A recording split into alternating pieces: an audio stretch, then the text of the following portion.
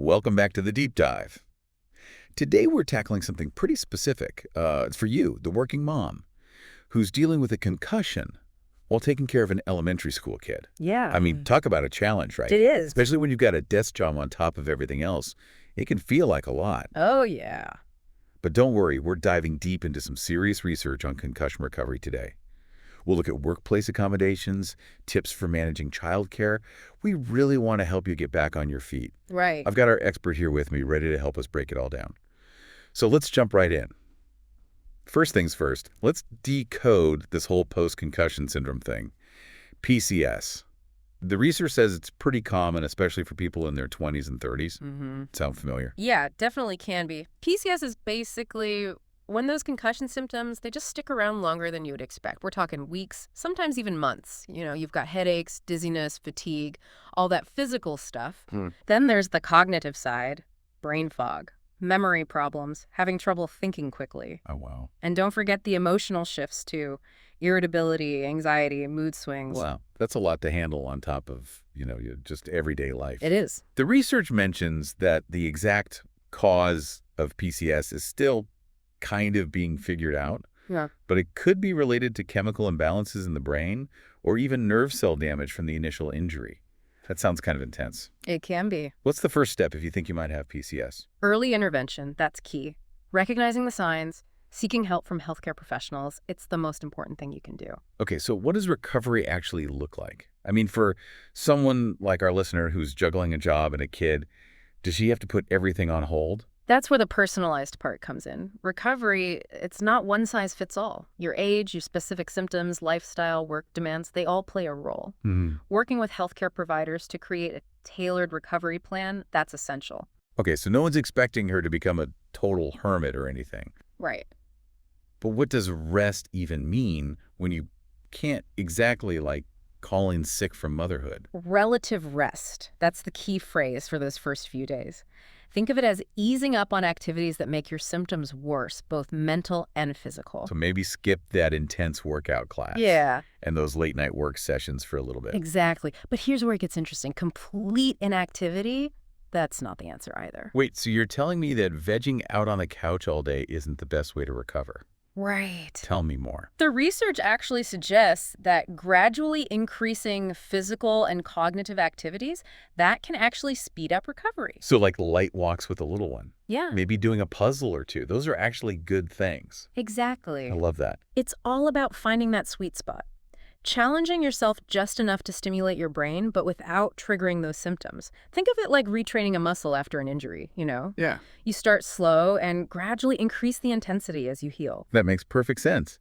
Now, let's get real about this desk job situation. Our listener, she's a working professional, so this is a big hurdle.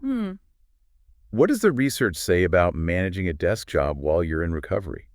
There are some great tips on modifying your workspace and adjusting your work schedule. Minimizing distractions, that's key.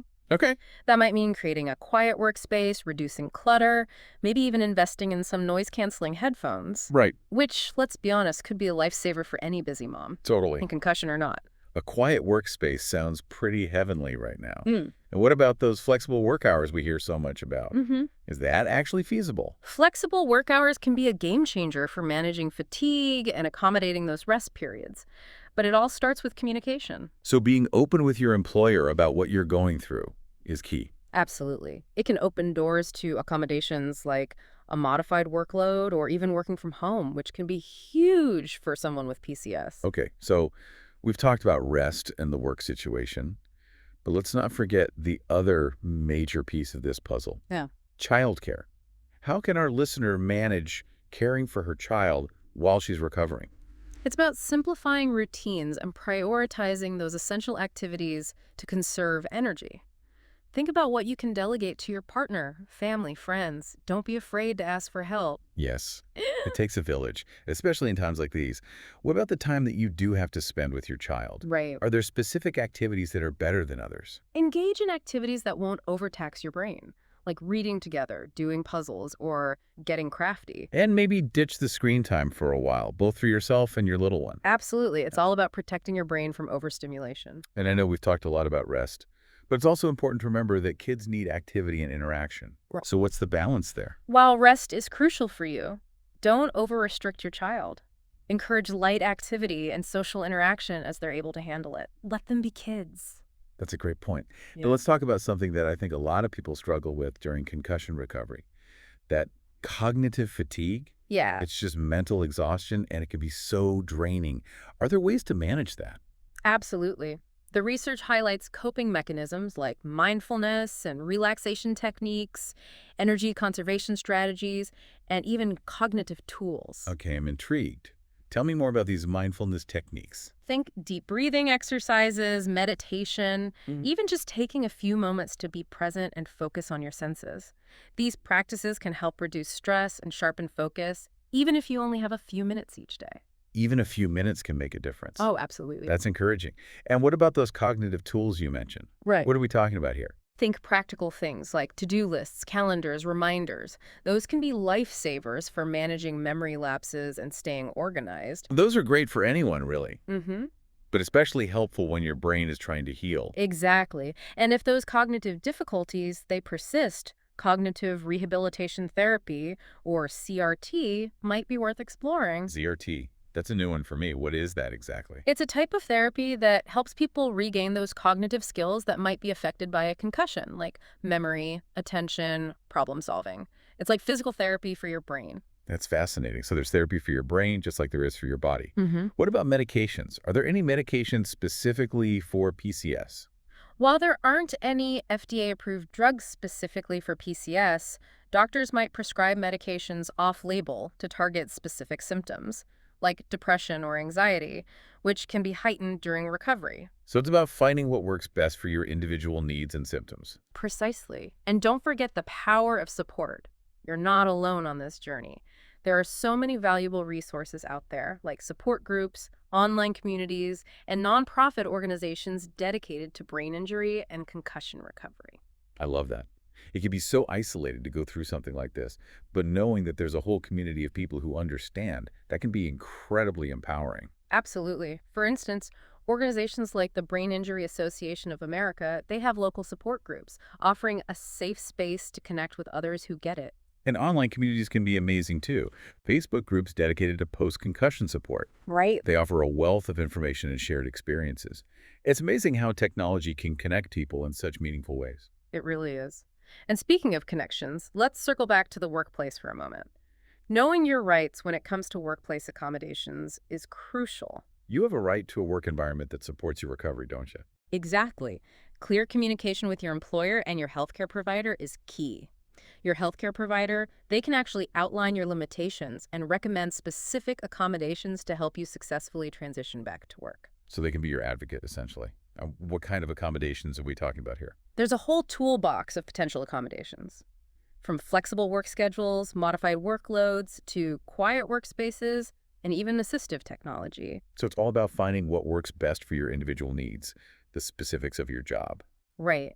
And remember, advocating for your needs isn't about being demanding. It's about taking care of yourself and ensuring a safe and sustainable return to work. That's a great point. It's about prioritizing your health, not only for your well-being, but also for your work performance. You can't pour from an empty cup, as they say. Well said. We've covered a lot of ground in this first part of our deep dive, but there's so much more to explore. Let's take a quick break, and we'll be right back with more insights and strategies to help you navigate this concussion recovery journey. Welcome back. We've been unpacking a lot of kind of practical information so far. Right. But let's shift gears for a bit. Let's talk about the emotional side of concussion recovery. It can really take a toll. The research definitely emphasizes that mental health changes are common after a brain injury, which makes a lot of sense when you think about it. Your brain is trying to heal, and that can affect everything. It's true. It's so important to acknowledge those emotional ups and downs and not be afraid to seek support when you need it. Those feelings are valid. You don't have to go through them alone. Just talking to friends, family, a therapist, Yeah, all of that can be really beneficial. absolutely. Think of it like a release valve for all that pressure. And don't forget about those support groups and online communities we talked about earlier.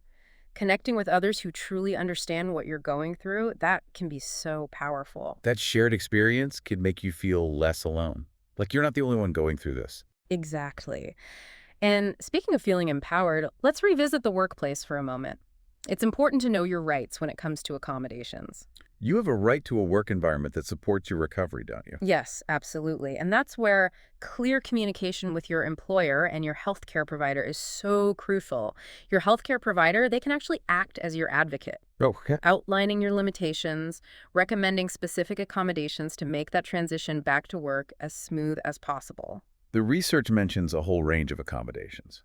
Flexible work schedules, modified workloads, quiet workspaces, even assistive technology. It's all about finding what works best for your individual needs and the specific demands of your job. And it's about advocating for yourself, knowing that you deserve to have those needs met. You hit the nail on the head. It's not about being demanding, but rather about taking care of yourself to ensure a safe and sustainable return to work. And let's be honest, sometimes just getting out of bed and facing the day can feel like a monumental task when you're dealing with post-concussion syndrome. I can't even imagine trying to juggle work and a child on top of that. It's tough, no doubt about it. Fatigue is one of the most common and frustrating symptoms of PCS. It can feel like you're constantly running on empty. So what can you do to manage that energy drain? It feels like a catch-22. You need rest to recover, but you also have responsibilities that can't be ignored. That's the challenge, isn't it? The research suggests a few key things. First and foremost, listen to your body. Okay. If you're feeling exhausted, rest. Don't try to push through it. It's like that saying, rest is not laziness, it's medicine. Exactly. And when it comes to managing energy, pacing is key. Break down tasks, both at work and at home, into smaller, more manageable chunks. So instead of trying to tackle everything at once, maybe focus on one thing at a time and give yourself permission to take breaks throughout the day. Exactly. Even if it's just for a few minutes to close your eyes and breathe deeply, those little moments of respite, they can make a world of difference. And speaking of rest, don't underestimate the power of a good night's sleep. Sleep is like a superpower when it comes to recovery, isn't it? It really is. It's when your brain does its best healing and recharging. So what are some practical tips for getting better sleep? Establish a consistent sleep schedule, create a relaxing bedtime routine, make sure your bedroom is cool, dark, and quiet. If sleep disturbances persist, talk to your doctor. There might be underlying issues that need to be addressed. We've talked about the physical and emotional aspects of concussion recovery. But what about the cognitive challenges? That brain fog and those memory issues can be so frustrating.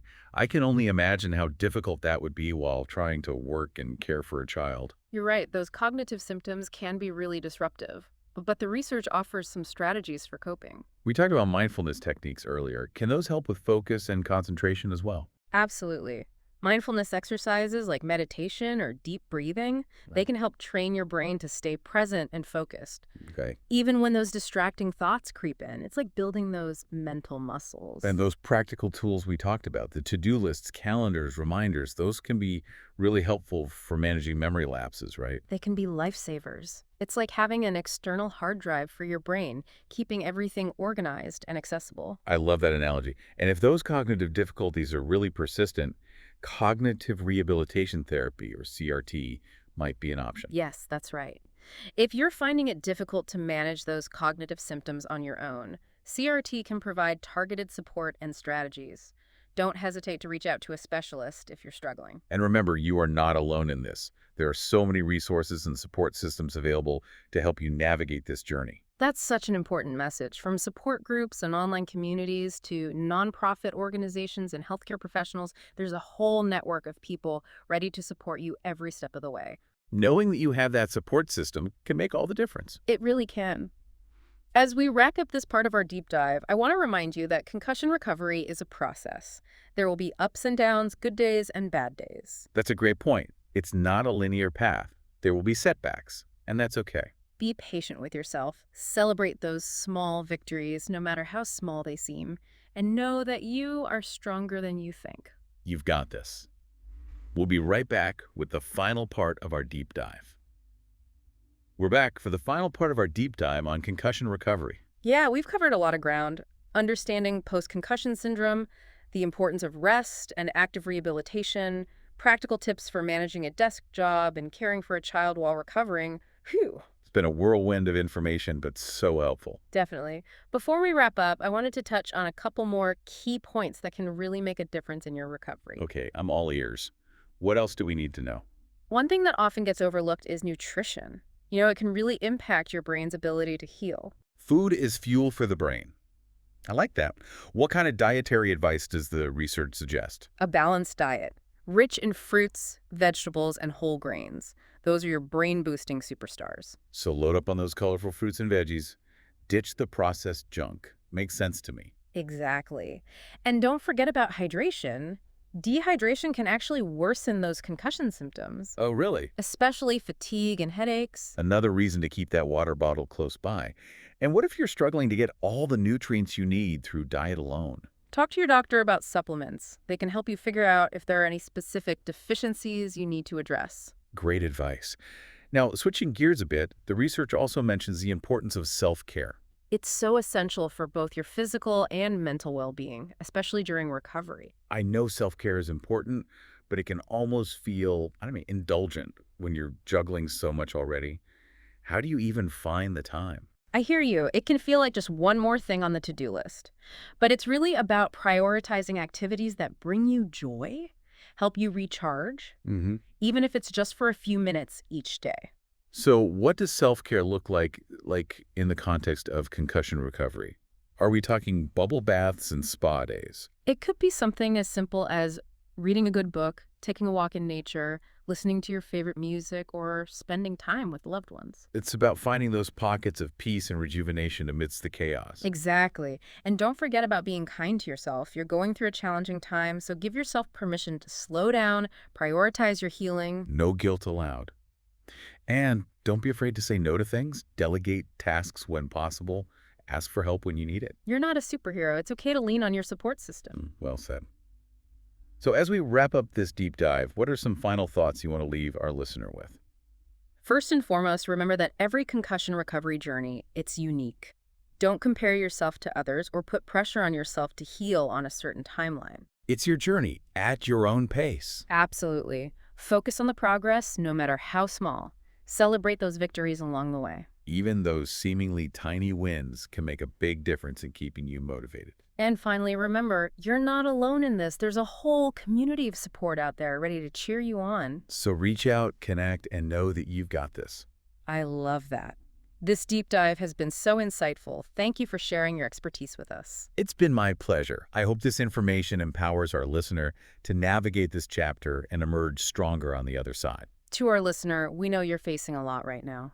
Take care of yourself, be patient with your recovery, and remember, there's a whole community out there rooting for you, and that includes us. Absolutely. We're cheering you on every step of the way. Thanks for joining us on the deep dive. Until next time, keep learning, keep growing, and keep those brains healthy.